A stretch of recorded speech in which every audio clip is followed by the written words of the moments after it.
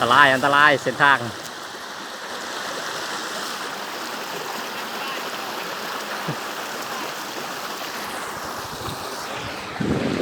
อันตรายเดี๋ยวใช้เป่าเหือง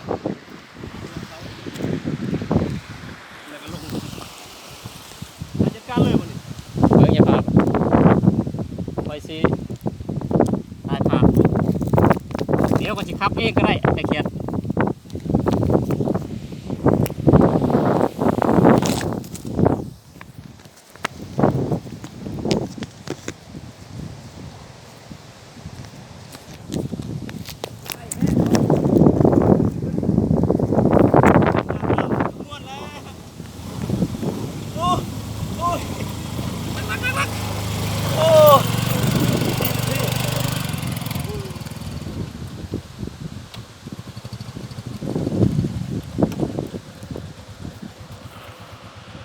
อันตรายเส้นทาง อันนี้